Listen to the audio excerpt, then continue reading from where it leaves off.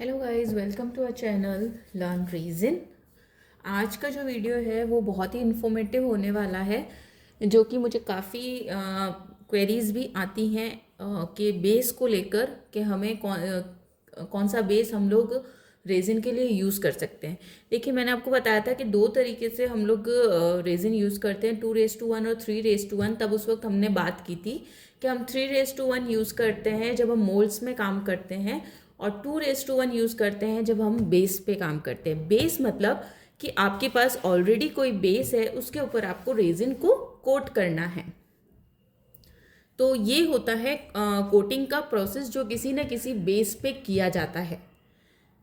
Resin को base लेने के लिए, रेजिन को करने के लिए, बेस लेने के लिए आपके पास ऑप्शंस हैं, लेकिन जो मोस्ट कॉमनली ऑप्शन आता है माइंड में और जो सब जगह इजीली अवेलेबल होता है वो है MDF।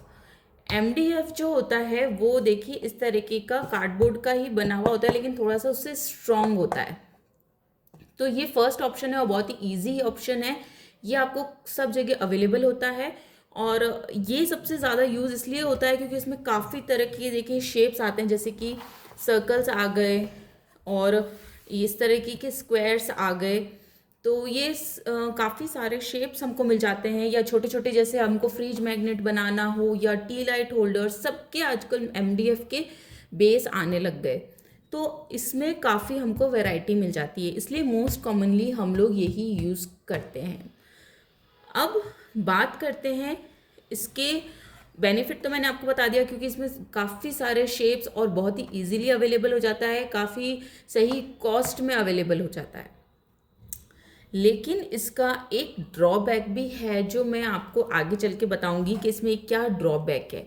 उसके पहले हम लोग देख लेते हैं कि हमें कितनी इसकी थिकनेस मैंने आपको बताई थी जब हम मोल्ड में भी काम करते हैं कि मोटाई होती है। तो आपको इसमें कितनी मोटाई लेनी है, क्योंकि आफ्टर अ पीरियड ये क्या होगा कि जो MDF है, अगर आप इस पर रेजिन करेंगे तो वो रेजिन इतना हैवी होता है कि वो इसके वेट से ये इसको बेंड कर देगा MDF को। तो आप अगर कोई वॉच भी बनाई है ना, तो वो लॉन्ग टाइम के लिए इतना सर्वाइव नहीं कर पाएगी, वो बेंड हो जाएगी अगर आपने उसकी थिकनेस करेक्ट या परफेक्ट नहीं ली है। अब मैं आपको बताती हूँ थिकनेस को आप कैसे देखेंगे। ये देखिए, ये इतना पतला सा MDF है, अगर मैं इसके ऊपर रेजिन करती हूँ तो ये बहुत ही जल्दी बेंड हो जाएगा, क्योंकि रेजिन काफ़ी हैवी होता है, तो ये ज़्यादा उसको नहीं कर पाएगा, कैरी नहीं कर पाएगा, तो ये बेंडी हो जाएगा। तो आप जब भी MDF लेते हैं तो उसकी थिकनेस आप ज़रूर देखिए कि आपको एटलीस्ट देखिए ये इस तरीके का, ये देखिए ये इतनी थिकनेस है, ये एटलीस्ट 4 mm का थिकनेस जो है वो आपको लेना ही है। ये देखिए इतना थिकनेस जो है वो आपको लेना ही है, क्योंकि अगर 4 mm से कम थिकनेस आपने लिया तो वो आगे चल के आपको प्रॉब्लम करेगा। तो मैं ट्राई करती हूँ कि मैं 4 mm का तो लीस्ट थिकनेस लूँ, लेकिन जैसे जैसे हमारा जो इसका शेप साइज है वो बड़ा होता रहता है, तो हमको जो है इसका जो मोटाई है, थिकनेस है, वो भी हमें ज़्यादा लेनी पड़ती है। और आजकल तो आने भी लग गई है 5 mm, 6 mm, 8 mm, जितनी भी थिकनेस का आपको बोर्ड चाहिए, MDF बोर्ड चाहिए, वो आपको मार्केट में मिल जाता है। तो ये इस तरीके से जो है MDF का रेजिन करने के लिए हमें चाहिए होता है। नेक्स्ट जो हमारे पास बेस आता है वो मेरे ख्याल से काफ़ी ने नहीं सुना होगा, लेकिन वो MDF से ज़्यादा बेस्ट बेस है। वो है कुछ इस तरीके का बेस। ये देखिए, इसके ऊपर एक शीट लगी हुई आती है, ये ऑलरेडी वाइट कलर का प्रेप आता है। MDF जब भी आप यूज़ करते हैं ना, तो आपको उसको प्रेप करना पड़ता है, क्योंकि बिना प्रेप किए अगर आप करेंगे तो वो बहुत जल्दी बेंड हो जाएगा और आपने जो भी आर्टवर्क किया है वो इतना, उसके कलर्स जो है वो इतना खिल के नहीं आएंगे। तो इसके लिए इसको प्रेप करना ज़रूरी होता है। लेकिन ये जो है ये ऑलरेडी प्रेप आता है, इसको आपको प्रेप करने की कोई ज़रूरत नहीं रहती है, और इसकी थिकनेस भी काफ़ी अच्छी आती है, और ये टाइम के साथ में बेंडी भी नहीं होता।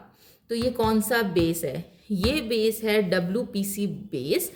ये WPC बेस जो है ये आपको जो फर्नीचर स्टोर्स है वहाँ पे मिल जाता है, अदरवाइज़ आपको अमेज़ॉन पे मिल जाएगा या कोई वेंडर्स रखते हैं उनके पास मिल जाएगा। मैंने लोकल शॉप से लेती हूँ तो वो मुझे कट करके दे देते हैं साइज़ जो भी मुझे चाहिए। जैसे कि ये 6 इंच का है, ये 4 इंच का है। तो ये इस पर एक शीट लगी हुई आती है जिसे आपको हटाकर और आप अपना काम करना शुरू कर सकते हो। तो ये जो है इसकी जो लाइफ है वो बहुत ज़्यादा अच्छी और लॉन्ग लाइफ है, लेकिन ये इससे MDF की कंपेयर में ये कॉस्टली आता है। तो अगर बजट किसी का, आपके क्लाइंट का ज़्यादा है, तो आप उनको अच्छे इसके ऊपर WPC बोर्ड को यूज़ करके आप उनको दे सकते हो 8 पीस। और अगर उनका बजट कम है तो आप उनसे कह सकते हो कि आप MDF पे बनवा सकते हैं, ठीक है। लेकिन MDF पे भी हमें थिकनेस अच्छी लेनी है।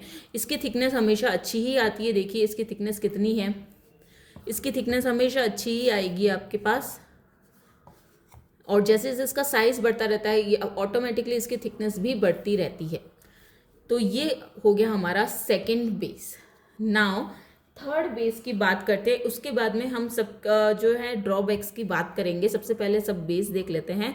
ये जो बेस है ये है एक्रेलिक का बेस। जो हमारे पास एक्रेलिक, आपने बहुत सारे आजकल तो ये वास वगैरह आते हैं, एक्रेलिक हमारे ऑर्गेनाइजर्स आते हैं, आपने काफ़ी देखे होंगे। तो उसी का ये आता है। इस पर भी एक शीट लगी हुई है जिसे हमें हटाकर और उसको यूज़ करना है। ये वाइट कलर का एक्रेलिक है। इसके अंदर ब्लैक कलर का एक्रेलिक भी आता है और ट्रांसफ़र एक्रेलिक भी आता है, मतलब ट्रांसफ़र दिखता है लाइक ग्लास। तो इस तरीके के एक्रेलिक्स आते हैं, आप इनको भी यूज़ कर सकते हो। और ये भी टाइम के साथ में बेंड नहीं होते, ये भी बहुत अच्छे रहते हैं। लेकिन इनका एक मेरे को जो प्रॉब्लम लगता है वो इनकी थिकनेस इनकी थोड़ा सा कम आती है। इसलिए मैं जो छोटे प्रोजेक्ट होते हैं या कोस्टर्स वगैरह होते हैं उन्हीं के लिए एक्रेलिक बेस यूज़ करती हूँ। वॉचेस के लिए भी आजकल लोग यूज़ करने लग गए हैं एक्रेलिक बेस, बट मैं अभी उसको यूज़ नहीं करती वॉच के लिए। उसके बाद एक और बेस हम लोग यूज़ कर सकते हैं, दैट इज़ ग्लास। ये देखिए ये ग्लास है पूरा, ये ग्लास को भी, इस पे भी आप रेजिन का वर्क कर सकते हो इजीली। और इस पे भी कुछ नहीं होगा, ये बेंडी नहीं होता, तो आप इसको यूज़ कर सकते हो इजीली। तो ग्लास भी एक बेस है, ठीक है। तो मैंने आपको आज 4 बेस के बारे में बताया। ये 4 ही बेस हैं जो रेजिन के लिए यूज़ होते हैं सबसे ज़्यादा, और सबसे ज़्यादा सही भी रहते हैं। एक मेरे पास और क्वेरी आई थी, क्या हम लोग कैनवास बोर्ड यूज़ कर सकते हो? तो देखिए कैनवास बोर्ड हम यूज़ करने को कर सकते हैं, लेकिन कैनवास बोर्ड बहुत जल्दी बेंड हो जाएगा, आपका 8 पीस पूरा वेस्ट हो जाएगा। इसलिए मैं सजेस्ट नहीं करती कि आप कैनवास बोर्ड यूज़ करें। मेरे अकॉर्डिंग ये 4 जो बेस है वो परफेक्ट है फॉर रेजिन वर्क। अब मैं इनके ड्रॉबैक्स आपको बताती हूँ। जैसे ग्लास में कोई ड्रॉबैक नहीं है ऐसा सच, लेकिन हाँ थोड़ा थिकनेस का प्रॉब्लम रहता है। ग्लास थोड़ा सा कॉस्टली आपको साइड में पड़ेगा, तो ये एक इसका रहता है कि कॉस्टिंग इसकी ज़्यादा हो जाती है। ये इसका एक ड्रॉबैक है। अगर एक्रेलिक का ड्रॉबैक बताऊँ तो मैंने बताया आपको कि इसकी थिकनेस जो है वो ज़्यादा नहीं मिलती कहीं पे भी। तो अगर आपको अच्छा थिकनेस का एक्रेलिक का बेस मिल रहा है तो आप उसको ले सकते हो। अदरवाइज इस छोटे प्रोजेक्ट्स के लिए इतनी जितनी इसकी मिल रही है ना, थिकनेस 3 mm 2 mm का मिलता है, तो वो काफ़ी है।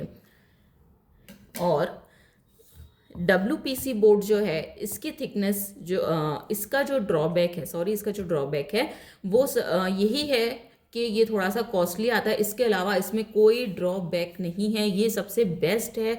आप इसको यूज़ कीजिए, चाहे वॉच बनाइए, नेम प्लेट बनाइए, कोई भी तरीके की चीज़ आप इसके ऊपर बना सकते हो। तो हम आगे आने वाले वीडियोस में मैं इस पर भी आपको वर्क करके दिखाने वाली हूँ कि हम इसके ऊपर कैसे बनाते हैं। तो इस तरीके से हम लोग करेंगे। तो ये इसका ड्रॉबैक मैंने आपको बता दिया। नेक्स्ट आता है कि MDF का क्या ड्रॉबैक है।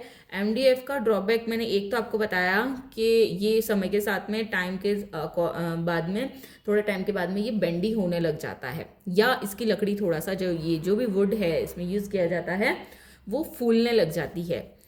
उसके लिए सबसे पहले आप कुछ प्रोसेस फॉलो करके और उसके बाद में अगर इसे यूज़ करेंगे ना तो इसकी भी लाइफ अच्छी खासी लंबी हो सकती है।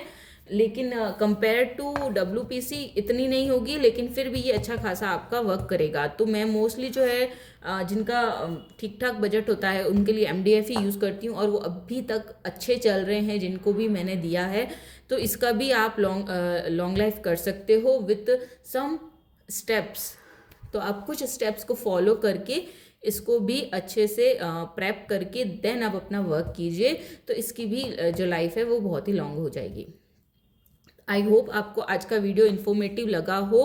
अगर इसको कैसे प्रेप करते हैं अगर आपको जानना है तो आप मुझे इंस्टाग्राम पे फॉलो कीजिए, वहाँ पे मैं रील शेयर करने वाली हूँ कि आप इसको कैसे प्रेप करेंगे, तो आप वहाँ पे वो रील ज़रूर देखिएगा।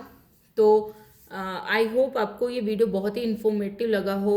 तो please like share and subscribe my channel, and नीचे कमेंट कीजिएगा अगर ये आपके थोड़ा भी हेल्पफुल रहे तो। Please bye.